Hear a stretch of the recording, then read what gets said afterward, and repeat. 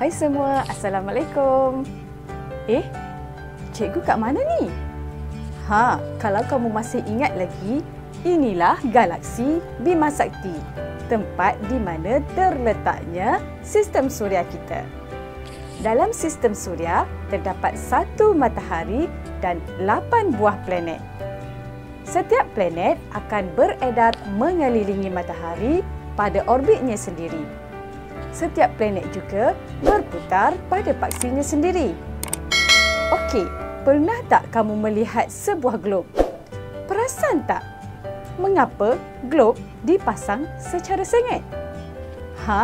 Ini adalah kerana bumi berputar pada paksinya yang sengit sebanyak 23 darjah. Bagaimana pula dengan planet-planet lain? Jom kita tengok.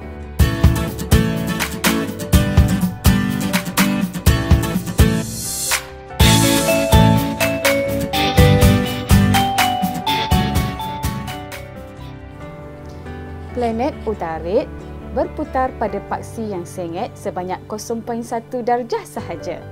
Ia berputar daripada barat ke timur dan mengambil masa selama 59 hari untuk melengkapkan satu putaran.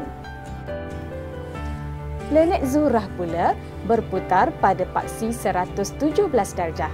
Berbeza dengan planet-planet lain, planet Zuhrah berputar dari timur ke barat dan mengambil masa selama 243 hari untuk melengkapkan satu putaran. Seterusnya, bumi. Seperti yang cikgu telah terangkan tadi, bumi akan berputar pada paksi yang sengit sebanyak 23 darjah. Bumi berputar dari barat ke timur dan mengambil masa 24 jam untuk melengkapkan satu putaran. Planet Marikh pula berputar pada paksi yang sengit sebanyak 25 darjah. Seperti planet yang lain, ia berputar daripada barat ke timur dan mengambil masa sebanyak 25 jam untuk melengkapkan satu putaran.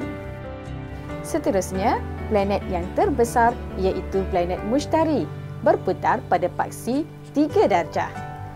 Planet Mushtari berputar dari barat ke timur dan mengambil masa selama 10 jam sahaja untuk melengkapkan satu putaran.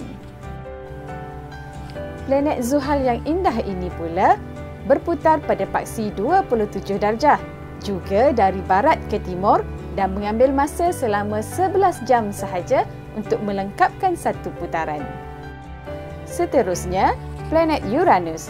Planet Uranus berputar pada paksi 98 darjah, iaitu berbeza dengan planet-planet yang lain, ia berputar pada sisinya.